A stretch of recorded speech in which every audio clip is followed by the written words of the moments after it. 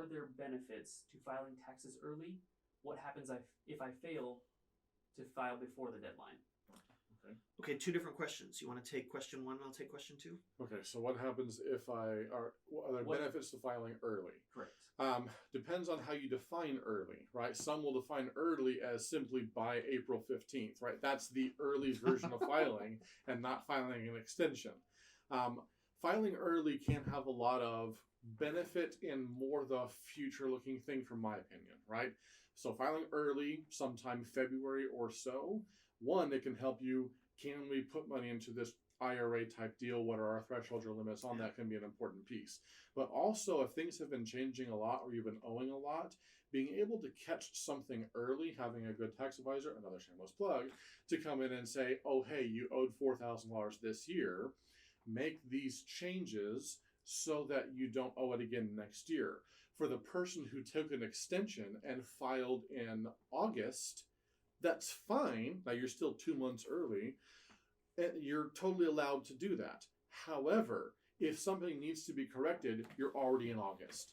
And so either you're making big corrections for 4 months and then changing again in January, or you're just going to have 2 bad years in a row, make the changes now, and then the following year will be better. So there can absolutely be some advantage to or benefits to filing early. Tax planning. Correct. If you're due a refund, just getting your money faster. I mean, you can wait. You've got 3 years to claim your refund. You get paid interest. Please don't hold out for it. Money now is better than money later. Yeah, absolutely. Yeah. Absolutely. So the next thing that I'll say in regards to filing early, back in 2014, I believe it was, the big year of identity theft and fraud on the tax returns. That's a good piece. Yep. They fixed a lot of it, but it's they still did. a valid point. Filing earlier opens you up to less risk of someone filing using your social security number.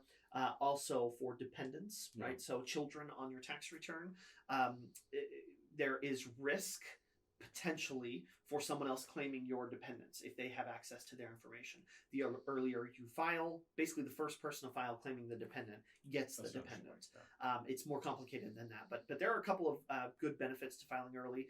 For what it's worth, there is kind of 1 or 2 detriments to filing early in regards to tax law changes, right? So the earlier you file, the less kind of solid the IRS and the tax softwares are on exactly where everything's at.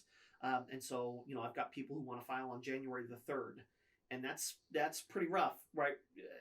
Having your tax documents, pushing everything through, that's a little early, right? By usually January the 25th or February the 1st, somewhere around there, basically everything's going to be more or less solidified. But anyways, right. So then the second part of the question was, what are the negative ramifications for filing late? So it's more what happens if you file after the deadline. I see. Okay. So first, let's clarify what deadline means. The first deadline, of course, for individual filers is April the 15th. For our business filers, depending on how you're incorporated, generally it's March the 15th. And so let's operate under the assumption that you have filed an extension on your tax return. Well, now the filing date is actually either October the 15th for our individuals or September the 15th for our corporations.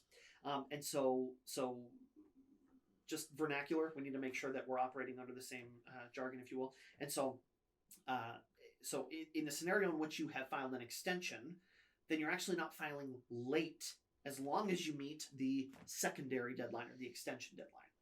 But let's assume that you did not file an extension and that you filed late. If you are due a refund, generally speaking, for our individuals, there's no downside. You're not going to get interest, right, unless you file way late, as in years later. But if you're due a refund, penalties and interest are based on the amount that you owe. So if you don't owe, then there's no interest. Charge me 2,000% interest on $0. I'm still paying $0 in interest. So that's right. Now, for our business owners, it's actually a little different. And so you got to follow my theory here for a moment. If you file after the deadline, the federal government says, hey, as a corporation, if you're a pass-through entity, right, you've got to pass through your profit, if you will, to the owners of the corporation. And the owners of the corporation have to file their tax returns on time. So if you are the decision maker accountable for when the business return is filed, and there's 10 other partners or owners in this business, all 10 of them have to file on time. But what if you don't get your business tax return done on time? Then you don't allow these individuals who that profit needs to pass through to on the tax return. You don't let them file on time. Right. It's part of why the deadline for corporations is a month sooner than for individuals, because you got to give the individuals time in order to get everything filed. So the federal government says, oh man, I almost had another soapbox moment, but I'm not going to get drawn into it. We don't have the time for another soapbox. I'm going to resist.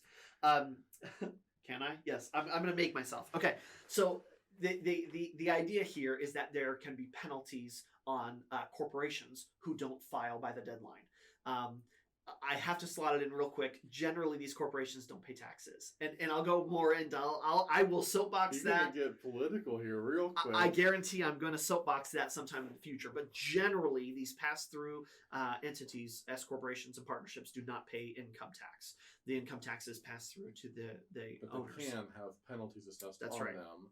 Because The they didn't reasons, they right. didn't get it out in time, right? Right. So they're making these other individuals file extensions or be late and pay penalties, and so the federal government is real serious about these corporations filing on time. The penalties can be really severe. For partnerships, it's like $50. I think it's $250 Like for per filing member or late, something. but then it's $50 per partner. Right. So it's and if you've got enough partners and enough months of filing late, it's pretty detrimental. Yeah. But then on the individual side of things, if you owe, the penalties and interest can be quite significant. Right. So without going into too much detail, suffice it to say that there is a 0.5% late payment penalty. Yep, and then there is a 5% late filing penalty that can be charged for up to 5 months. So 5% per month up to 5 months. And so 25%, I mean, that's pretty significant. You're talking about a 25% penalty. Now it's 25% of what, right? Of what you owe. Correct. So if you owe $10,000, that's a $2,500 penalty. Just for filing. Just for filing late. So you cannot ignore your tax obligations. You don't have to do things perfectly, but you cannot ignore them. The IRS hates being ignored. One thing I would add in that would be it's really, we go over it with almost everybody who owes, is the IRS unequivocally separates filing and paying. So you can absolutely file an extension and file your tax return by August. The payment deadline, unless it's a pandemic apparently, stays at April 15th and you don't change it. And so you get rid of the giant penalty of that 25% potential for filing. And so, but the payment portion will still do in April.